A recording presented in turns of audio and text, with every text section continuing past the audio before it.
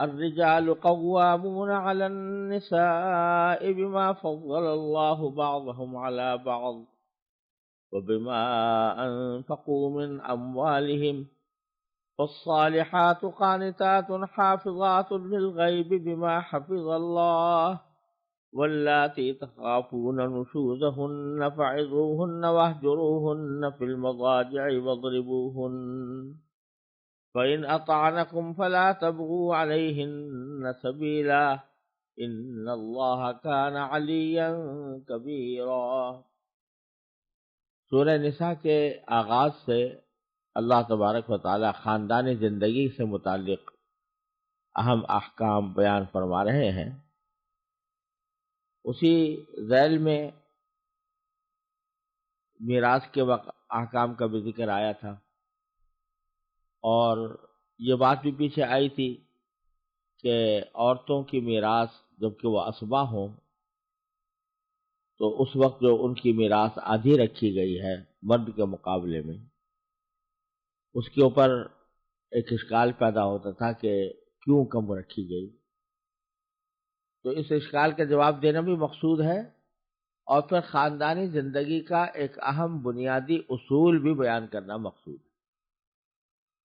چنانچہ ان آیات میں وہ بنیادی اصول بیان فرمایا گیا ہے۔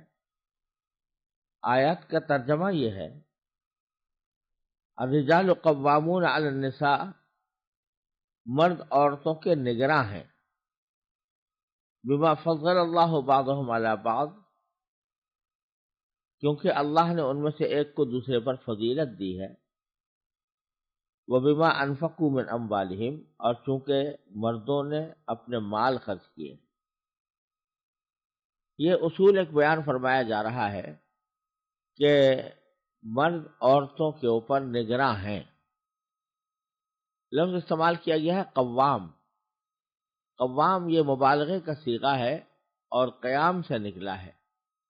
قیام کے لفظ معنی کھڑے ہونے کے ہوتے ہیں، اور جب اس کے بعد الا آ رہا ہو تو اس کے معنی ہوتا ہے کسی چیز کی نگرانی کرنا، کسی چیز کی ذمہ داری اٹھانا۔ مرد اور عورت زندگی کے دو پہیے ہیں جو ایک ساتھ زندگی گزارتے ہیں اور زندگی کا سفر اکٹھا طے کرتے ہیں۔ تو اللہ تبارک و تعالیٰ نے یہ ضروری سمجھا، یہ ضروری قرار دیا کہ ان میں سے کسی ایک کو امیر بنایا جائے، اور سفر کے اندر جس طریقے سے حکم دیا گیا ہے کہ جب بھی تم کو سفر کرو تو اپنے میں سے کسی کو امیر بنا لو۔ ہر اجتماعی زندگی میں یا اجتماعی کام میں شریعت کا مزاج یہ ہے کہ وہ کسی نہ کسی کو امیر بنا کر وہ اجتماعی کام انجام دیا جائے۔ یہاں تک کہ رسول کریم صلی اللہ علیہ وسلم نے فرمایا کہ اگر سفر میں دو آدمی جا رہے ہیں تو وہ ان میں سے ایک کو امیر بنا لے۔ تو زندگی کا جو طویل سفر میاں بیوی مل کر طے کرتے ہیں، اس میں بھی ضرورت ہے کہ کسی ایک کو امیر بنایا جائے۔ تو اللہ تبارک و تعالیٰ نے اس آیت کریمہ میں مرد کو امیر قرار دے دیا، اور یہ کہا ہے کہ مرد اور عورت اگرچہ دونوں ایک ساتھ زندگی کا سفر طے کر رہے ہیں، مگر مرد کو یہ فوقیت حاصل ہے کہ اس کو نگراں مقرر کیا گیا ہے، امیر مقرر کیا گیا ہے، اور اس کی دو وجہ بیان فرمائی گئی ہیں۔ ایک تو یہ کہ بما فضل اللہ بعضهم علی بعض، کہ ان میں سے ایک کو دوسرے پر اللہ تعالیٰ نے بعض اعتبار سے فضیلت دی ہے، یعنی بعض حیثیتیں تو ایسی ہے کہ اس میں عورتوں کو مردوں سے فضیلت، مردوں پر فضیلت اس حاصل ہے۔ مثلا گھر کے کام، خانہ داری، بچوں کی نگہداشت، بچوں کی پرورش، ان چیزوں میں جو صلاحیت اللہ تعالیٰ نے عورت کو عطا فرمائی ہے وہ مرد کو وہ صلاحیت عطا نہیں کی گئی۔ دوسری طرف گھر کا انتظام چلانے، اس کے معنی یہ کہ گھر کے لیے مال و دولت فراہم کرنے، روزی کمانے، معیشت کا انتظام کرنے، اور اس کے لیے جو قوت اور صلاحیت کی ضرورت ہے وہ اللہ تبارک و تعالیٰ نے مرد کو زیادہ عطا فرمائی ہے۔ تو چونکہ مرد کو اللہ تعالیٰ نے اپنی جسمانی صلاحیت کے اعتبار سے، جسمانی قوت کے اعتبار سے، بلکہ ذہنی قوت کے اعتبار سے بھی، کیونکہ عورت کے مقابلے میں زیادہ مضبوط بنایا ہے اور وہ اس ذمہ داری کو اٹھانے کا اہل بن سکتا ہے، اس واسطے اللہ تبارک و تعالیٰ نے اس کو امیر بنایا۔ ایک وجہ تو یہ بیان فرمائی، دوسری وجہ یہ بیان فرمائی کہ وَبِمَا أَنفَقُوا مِنْ أَمْوَالِهِمْ، کیونکہ انہوں نے اپنے مال خرچ کیے۔ معنی یہ ہے کہ زندگی گزارنے کے لیے جو پیسے خرچ کرنے کی ضرورت پیش آتی ہے، اس کی ذمہ داری اللہ تبارک و تعالیٰ نے عورت پر نہیں رکھی، اس کی ذمہ داری مرد پر رکھی ہے کہ گھر کا انتظام چلانے کے لیے، گھر کے لیے روزی فراہم کرنے کے لیے اور اپنا اور اپنے گھر والوں کا نفقہ برداشت کرنے کے لیے جو اصل ذمہ داری ہے وہ مرد کی ہے، عورت کی نہیں ہے۔ عورت کو اللہ تبارک و تعالیٰ نے یہ اعزاز عطا فرمایا ہے کہ جب تک وہ کسی شوہر کی بیوی نہیں بنی تو اس وقت تک وہ اپنے باپ کی بیٹی ہے اور باپ کے ذمے اس کی کفالت لازم ہے۔ اس کو اپنا نفقہ حاصل کرنے کے لیے کسی گھر سے باہر جا کر کوئی مزدوری محنت کرنے کی ضرورت نہیں ہے، بلکہ باپ کے ذمہ ہے کہ اس کا خرچہ پورا اٹھائے۔ اور اگر اس کی شادی ہو گئی ہے تو شادی ہونے کے بعد اس کا نفقہ اٹھانے کی تمام تر ذمہ داری شوہر کے اوپر عائد ہوتی ہے۔ کسی بھی موقع پر شوہر اس سے مطالبہ نہیں کر سکتا کہ تم میرے لیے روٹی کماؤ، جیسا کہ آج بظاہر مغربی تہذیب کے آزاد معاشرے کے اندر عورت کی آزادی کے نام پر اس کو اس بات کا مکلف کر دیا گیا ہے کہ وہ گھر کا کام بھی کرے اور باہر سے روٹی بھی کمانے کے لیے شوہر کی ذمہ داری اٹھانے کے اوپر اکتفا نہ کرے، بلکہ خود اپنی روٹی خود کمائے، اپنی روزی خود کمائے۔ یہ شریعت کا تقاضا نہیں ہے۔ عام حالات میں شوہر کے ذمہ ہے کہ وہ عورت کے لیے نفقے کا انتظام کرے اور روزی کمانے کا تمام تر کام وہ خود اٹھائے، اس کی ذمہ داری اس کے اوپر عائد ہوتی ہے۔ تو یہ جو کہا فرمایا گیا کہ بِمَا أَنفَقُوا مِنْ أَمْوَالِهِمْ، تو اس میں ایک معاملہ تو یہ ہے کہ روزی کمانے کی تمام تر ذمہ داری مرد پر عائد ہوتی ہے، عورت پر عائد نہیں ہوتی، الا یہ کہ خاص حالات ہوں جس کی میں کسی عورت کا نہ کوئی باپ ہو، نہ بھائی ہو، نہ شوہر ہو، تو ایسی صورت میں عورت کے لیے بھی بے شک اس کو بعض اوقات کمانا پڑتا ہے، لیکن ایسی صورتیں عام حالات میں پیش نہیں آتی۔ یہ ایک نادر صورتیں ہیں، استثنائی صورتیں ہیں جن کے اوپر کوئی حکم نہیں لگایا جاتا۔ عام حالات میں مرد ہی پیسے خرچ کرتے ہیں اور وہی مرد پیسوں کا انتظام بھی کرتے ہیں۔ اسی سے اس اشکال کا بھی جواب ہو گیا جو میراث کے سلسلے میں پیش آیا تھا کہ میراث اسبات میں سے اگر مرد ہے تو اس کو دگنا ملتا ہے اور عورت ہے تو اس کے مقابلے میں ایک گہرا ملتا ہے، گویا عورت کا حصہ مرد سے آدھا ہے۔ تو اس کا بھی ایک طرح سے جواب ہو گیا کہ اس کو مرد کا حصہ دوگنا ہونے کی ایک وجہ یہ ہے کہ اس کے اوپر مالی ذمہ داریاں عائد ہیں جو عورت کے اوپر عائد نہیں ہوتی، اس لیے اس کا حصہ دگنا رکھا گیا ہے۔ یہ وجہ نہیں ہے کہ عورت اور مرد کے درمیان اپنے رتبے کے اعتبار سے کوئی فرق ہے یا رتبہ عورت کا بہت زیادہ کم ہے مرد کے مقابلے میں، یہ مقصود نہیں ہے، بلکہ ذمہ داریوں کا لحاظ رکھتے ہوئے اللہ تبارک و تعالیٰ نے یہ میراث کے اندر یہ فرق کیا ہے۔ یہاں یہ بھی یاد رکھنا چاہیے کہ میراث کا یہ فرق صرف اسبات کی حد تک ہے۔ ذوی الفروض میں جن عورتوں کے حصے اللہ تعالیٰ نے مقرر کر دیے ہیں اس میں آدھے اور پورے کا کوئی تصور نہیں ہے۔ جیسے کہ اگر کسی شخص کی ماں کا انتقال ہو، کوئی شخص اپنی ماں کو چھوڑ کر جائے تو ماں کو چھٹا حصہ ملتا ہے اور باپ چھوڑ کر جائے تو اس کو بھی چھٹا حصہ ملتا ہے۔ تو ماں اور باپ کے درمیان آدھے کا فاصلہ نہیں ہے، یہ آدھے کا فاصلہ صرف اسبات کے اندر ہوتا ہے۔ جیسے کہ کوئی شخص بیٹا اور بیٹی چھوڑ کر جائے تو اس صورت میں بیٹے کا حصہ دگنا ہوتا ہے۔ بہرحال یہ دگنا حصہ ہونا اس کی ایک وجہ یہ ہے کہ مالی ذمہ داریاں تمام تر مرد کے اوپر عائد ہوتی ہیں۔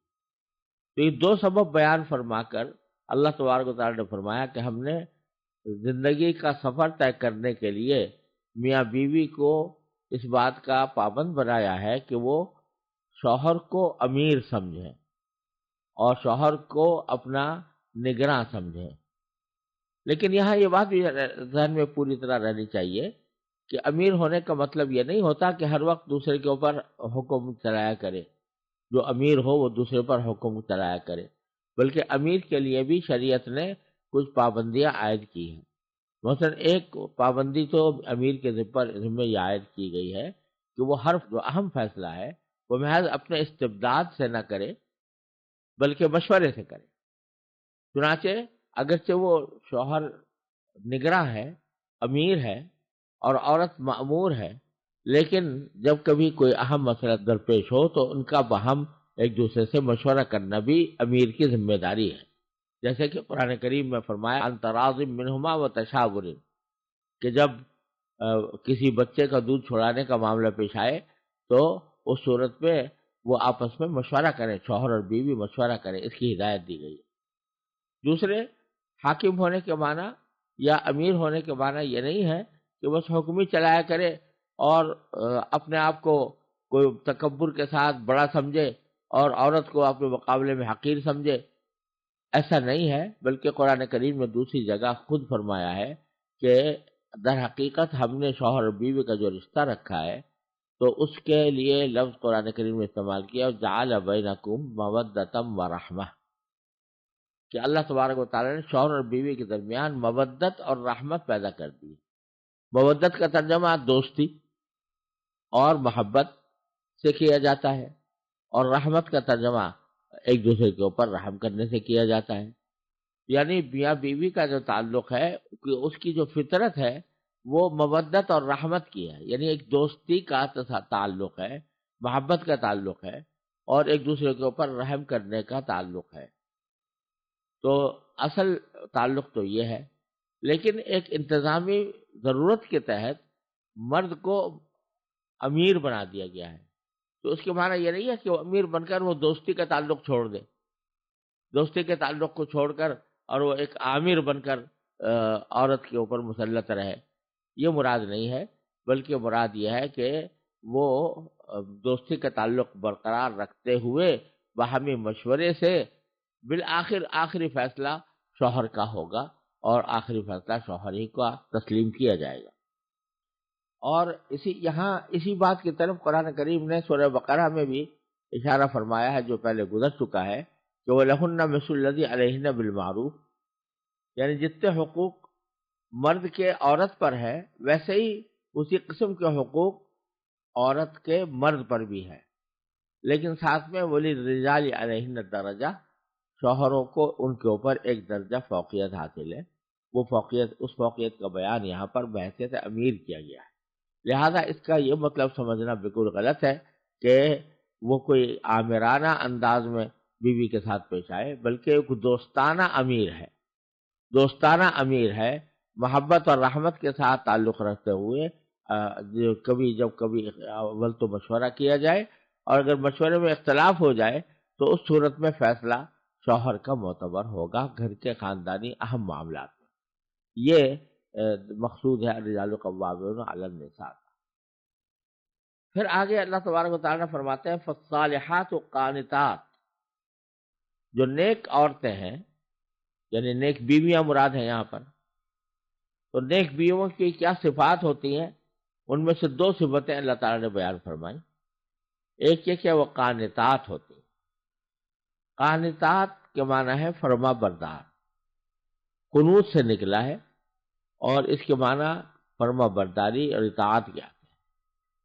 یعنی اگرچہ جیسا میں نے عرض کیا دونوں میاں بیوی کے درمیان مودت اور رحمت کا تعلق ہے، لیکن انتظامی معاملات کے لیے شوہر کو امیر بنایا گیا ہے. لہذا اگر کبھی شوہر اپنے اس امیر ہونے کی حیثیت میں کوئی بات کہے بیوی سے، تو بیوی اچھی بیوی وہ ہوتی ہے اور نیک بیوی وہ ہوتی ہے جو اس بات کی اطاعت کرے، یعنی اس بات کو مانے. تو قانتات یعنی وہ فرما بردار ہوتی ہے اور بات کو ماننے والی ہوتی ہے. دوسری صفت بیان فرمائی حافظات للغیب بما حفظ اللہ، کہ وہ مرد کی غیر موجودگی میں اپنی جان کی بھی، اپنے نفس کی بھی اور شوہر کے مال کی بھی حفاظت کرتی ہیں اللہ تعالیٰ کی دی ہوئی حفاظت کے ذریعے۔ اللہ تبارک و تعالیٰ نے جو حفاظت کے ذرائع عطا فرمائے ہیں تو ان حفاظت کے ذریعے مرد کی غیر موجودگی میں بھی اس کے حقوق کی حفاظت کرتی ہیں۔ یعنی جب مرد گھر پر نہیں ہوتا تو مرد کے مال و اسباب جو گھر کے اندر موجود ہے ان کی حفاظت بھی بیوی کا فرض ہے، اور خود اپنا حفاظت بھی بیوی کا فرض ہے کہ کسی غیر مرد کو بغیر شوہر کی اجازت کے اپنے گھر میں نہ آنے دے۔ اسی طرح جب تک کہ شوہر کی اجازت نہ ہو اس کا مال کسی اور مصرف میں خرچ نہ کرے جب تک کہ شوہر کی اجازت نہ ہو۔ تو یہ بھی ایک نیک بیوی کا ایک فریضہ ہے جو قرآن کریم نے یہاں پر بیان فرمایا۔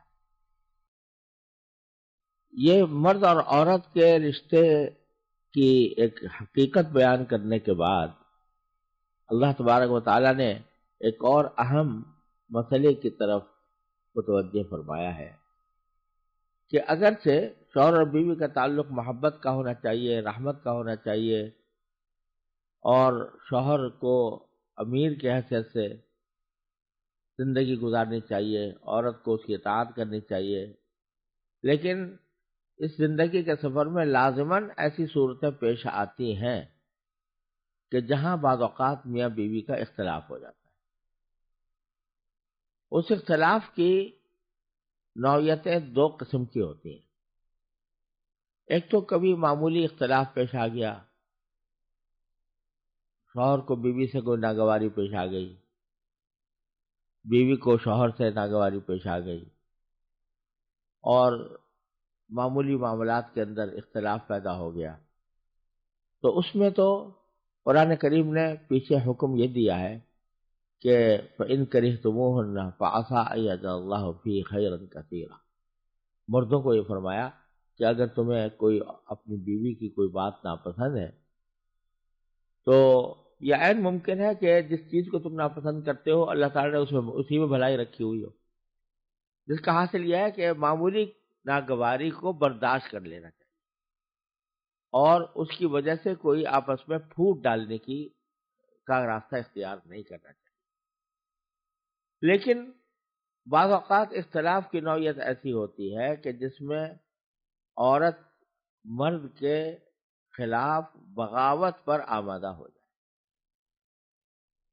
تو ان کی تفصیل یہاں پر اس آیت کے دوسرے حصے میں بیان فرمائی گئی ہے۔ فرمایا کہ واللاتی تخافون نشوزہن فعظوہن،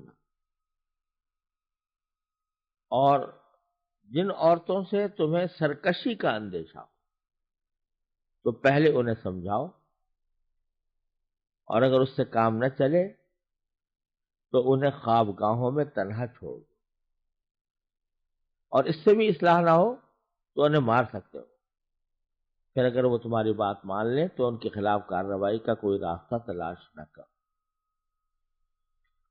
اور یاد رکھو کہ اللہ تبارک و تعالی سب کے اوپر اور سب سے بڑا ہے، ان اللہ کان علیا کبیرا۔ اس میں پہلی بات یہ سمجھنے کی ہے کہ لفظ استعمال کیا قرآن کریم نے نشوز کا، کہ اگر بیویوں سے تمہیں نشوز کا اندیشہ ہو۔ نشوز معمولی قسم کی کسی غلطی کو نہیں کہتے، کسی سے کوئی معمولی غلطی سرزد ہو گئی تو اس کو نشوز نہیں کہا جاتا۔ نشوز کے معنی ہے سر ابھارنا، لفظی معنی یہ ہے ایک طرح سے بغاوت کرنا، یعنی ایسی سرکشی کہ جو بغاوت کی حد تک پہنچتی ہو۔ اگر بیوی سے اس بات کا اندیشہ ہو کہ وہ ایسی سرکشی اختیار کرے گی جو بغاوت تک پہنچنے والی ہے، اس کے معنی یہ کہ وہ کھلم کھلا شوہر کی نافرمانی اور شوہر کی مرضی کے بالکل خلاف، جائز مرضی کے بالکل خلاف زندگی گزارنا چاہتی ہے۔ اس نے فرض کرو کہ دوسروں سے دوستیاں گاٹ لی ہیں وغیرہ، تو اس صورت میں کیا کرنا چاہیے؟ اللہ تبارک و تعالیٰ نے اس کے 3 درجے بیان فرمائے۔ پہلا درجہ یہ ہے کہ تم ان کو نصیحت کرو، انہیں سمجھاؤ، عظوہن، یعنی نرمی سے سمجھاؤ. ابھی سختی کا مرحلہ نہیں آیا، نرمی ہی سے سمجھاؤ. لیکن اگر اس سے بھی کام نہ چلے تو پھر دوسرا طریقہ ایک بڑی نفسیاتی سزا کا ہے کہ وَاہْجُرُوهُنَّ فِی الْمَضَاجِعِ، یعنی ان کو خواب گاہوں میں تنہا چھوڑ. کیا معنی؟ کہ عام طور سے میاں بیوی ایک ہی کمرے میں رات گزارتے ہیں، ایک ہی کمرے میں سوتے ہیں، اور ایک دوسرے کے ساتھ بعض اوقات ایک ہی بستر پر دونوں رات گزارتے ہیں، بعض اوقات بستر الگ ہوں تب بھی ایک کمرے میں ہوتے ہیں. یہ ایک شوہر اور بیوی کا ایک فطری طریقہ ہے. لیکن جب عورت جو ہے وہ سرکشی پر آمادہ ہو گئی ہو، ایسی سرکشی پر آمادہ ہو گئی ہو کہ جو نافرمانی کی حد تک پہنچتی ہے، اور اس کی باوجود تربیت سے سمجھانے کی اصلاح نہیں ہوئی، تو پھر دوسرا طریقہ یہ بتایا گیا ہے کہ ان کے بسترے الگ کر دو، یعنی ان کے ساتھ مت سو، دوسرے کمرے میں سو. ان کے بستر پر مت سو، دوسرے بستر پر سو، دوسرے کمرے میں سو. یہ ایک بہت بڑی نفسیاتی سزا ہوتی ہے ایک عورت کے لیے کہ جو شوہر مستقل اس کے ساتھ سو رہا تھا وہ ناراض ہو کر کسی دوسرے کمرے میں جا کر سونے لگا. اگر طبیعت میں شرافت ہوتی ہے تو یہ سزا بھی بہت بڑی سزا سمجھ کر عورت عموماً جو نافرمانی کا راستہ اختیار کیے ہوئے تھی وہ راہ راست پر آ جاتی. لیکن اگر ان دو طریقوں سے بھی کامیابی حاصل نہ ہو اور برابر وہ سرکشی اختیار کیے رہے، اور جیسے میں نے عرض کیا سرکشی سے مراد یہ نہیں ہے کہ وہ کسی جائز مطالبے کے اوپر اصرار کر رہی ہے. کسی جائز مطالبے پر اصرار کرنا یہ کوئی سرکشی کی بات نہیں ہوتی. لیکن سرکشی کا معنی یہ ہے کہ ایک شوہر کے جائز مطالبے کو نظر انداز کر کے بجائے اس کو ماننے کے بغاوت پر اتر آئی ہو، تو اس صورت میں تیسرا مرحلہ یہ ہے کہ اس کو مار بھی سکتے ہو. لیکن مارنے کی تفسیر رسول کریم صلی اللہ علیہ وسلم نے ایک حدیث میں یہ بیان فرمائی کہ ایسی مار کہ جو تأدیب والی ہو، تکلیف پہنچانے والی نہ ہو. تکلیف پہنچانے والی مار نہیں، تأدیب والی مار. تأدیب کا معنی یہ ہے کسی کو ادب سکھانا. ادب سکھانے والی مار ہو، اس کو تعذیب والی نہ ہو، تکلیف دینے والی نہ ہو. بعض روایتوں میں اس کا یہ بیان بھی آیا ہے کہ اس کا ایسی ہو کہ جس کا کوئی نشان نہ پڑے، اور چہرے پر مارنا تو بالکل ہی ناجائز قرار دیا گیا ہے. یہ جو مارنے کی اجازت دی گئی ہے یہ بالکل ایک انتہائی صورت ہے، ایک ایسی ایکسٹریم صورت ہے کہ جس کے اندر اصلاح کا کوئی اور راستہ برقرار نہ رہا ہو، تب بھی ان حدود و قیود کے ساتھ اجازت دی گئی ہے. اور اس سلسلے میں ایک حدیث بھی مفسرین نے بیان کی ہے، اور امام بہقی رحمۃ اللہ علیہ نے بھی روایت کی ہے کہ ایک مرتبہ حضرت سعد بن ربیع کی اہلیہ جو محمد بن سلمہ کی بیٹی تھی، ان کے اور ان کے شوہر کے درمیان اختلاف ہو گیا. تو اس میں ان شوہر نے یعنی سعد بن ربیع نے اپنی اہلیہ کو تماچا مار دیا. یہ جو اہلیہ تھیں یہ نبی کریم صلی اللہ علیہ وسلم کے پاس حاضر ہوئیں اور شکایت کی کہ میرے شوہر نے مجھے تماچا مارا ہے. تو رسول کریم صلی اللہ علیہ وسلم نے شروع میں اہلیہ سے کہا کہ چونکہ انہوں نے تمہیں تکلیف پہنچائی ہے لہذا شریعت کے حکم کے مطابق تم بھی اتنی ہی تکلیف ان کو پہنچا سکتی ہو، قصاص لے سکتی ہو. لہذا اس کے معنی یہ ہے کہ انہوں نے تمہیں تماچا مارا تھا تو تم بھی تماچا مار سکتی ہو. یہ شروع میں آپ نے یہ حکم دیا، لیکن فرمایا کہ میں اللہ تعالیٰ کی طرف سے وحی کا انتظار کرتا ہوں. پھر جب وحی آئی اور یہ آیت کریمہ نازل ہوئی تو اس کے بعد مارنے کی اجازت دی گئی. اجازت بے شک دی گئی اور ان حالات میں دی گئی اور ان حدود و قیود کے ساتھ دی گئی، لیکن ساتھ ہی رسول کریم صلی اللہ علیہ وسلم کی ایسی احادیث بہت زیادہ ہیں جن میں مارنے کی آپ نے مذمت بیان فرمائی۔ آپ نے ساری زندگی کبھی کسی خاتون پر ہاتھ نہیں اٹھایا، اور آپ کو ناگواریاں بھی پیش آئیں بعض مرتبہ ازواج مطہرات سے۔ یہاں تک بھی ہوا کہ ایک مرتبہ آپ نے 1 مہینے تک ازواج مطہرات کے پاس نہ جانے کی قسم بھی کھا لی تھی، لیکن کبھی مارنے کی نوبت نہیں آئی۔ اسی طرح آپ نے احادیث میں مارنے کی مذمت بیان فرمائی۔ یہ فرمایا کہ مجھے حیرت ہوتی ہے ان لوگوں پر کہ جو دن میں عورتوں کو مارتے ہیں اور رات میں ان کے ساتھ صحبت کرتے ہیں، تو کیسے دونوں باتوں کو یہ جمع کر سکتے ہیں؟